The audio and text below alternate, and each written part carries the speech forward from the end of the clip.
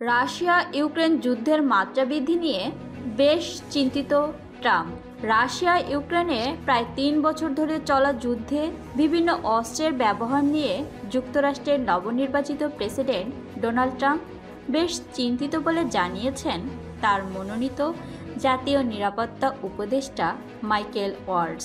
রোববার Fox news Sunday television অনুষ্ঠানে তিনি বলেন, রণাঙ্গনে রাশিয়ার অগ্রগতি আটকাতে প্রেসিডেন্ট জো বাইডেন ইউক্রেনকে ল্যান্ডমাইন ব্যবহার করার যে অনুমতি দিয়েছেন তার ফলে পূর্ব ইউক্রেনের লড়াই প্রথম বিশ্বযুদ্ধের ট্রেঞ্চ যুদ্ধের মতো হয়ে গেছে। এই সংঘাত নিরসনে একটি সার্বিক কাঠামোগত সিদ্ধান্ত নিতে হবে বলে মনে করেন তিনি। এ খবর দিয়েছে ভয়েস অব আমেরিকা।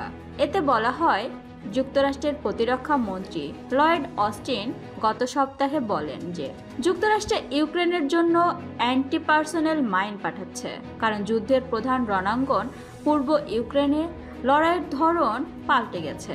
তিনি বলেন, সাজোয়াজানের ভেতরে সুরক্ষিত সৈন্য নয়, এখন রাশিয়ার পদাতিক বাহিনী মস্কোর অভিযানের অগ্রভাগে আছে। কাজে ইউক্রেনের এমন জিনিস প্রয়োজন যা দিয়ে তাদের গতি কমিয়ে দিতে পারবে। ২০ জানুয়ারি প্রেসিডেন্ট হিসাবে শপথ নেবেন ডোনাল্ড ট্রাম্প। এই ধ্বংসযজ্ঞ নিয়ে তিনি বেশ চিন্তিত বলে জানিয়েছেন ওয়ালটজ। তিনি বলেন, মোটা দাগে যে প্রশ্ন সবচেয়ে গুরুত্বপূর্ণ তা হলো আমরা কিভাবে শান্তি নিয়ে আসব এবং কিভাবে আগ্রাসন নিরুৎসাহিত করার জন্য ডেটারেন্স পুনঃপ্রতিষ্ঠা করব। এই যুদ্ধের একটি দায়িত্বশীল সমাপ্তি টানার দরকার বলেও মনে করেন তিনি। ট্রাম্প প্রায় দাবি করেন যে তিনি যুক্তরাষ্ট্রের ৪৭তম প্রেসিডেন্ট হিসাবে তার অভিষেকের আগেই রুশ ইউক্রেন যুদ্ধ থামিয়ে দেবেন। তিনি কখনো বলেননি সেটা কিভাবে করবেন।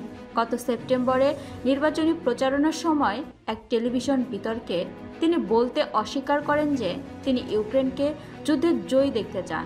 অন্যদিকে বাইডেন ইউক্রেনকে ওয়াশিংটনের সরবরাহ করা ক্ষেপণাস্ত্র রাশিয়ার ভেতরে নিক্ষেপ করার অনুমতি দিয়েছেন।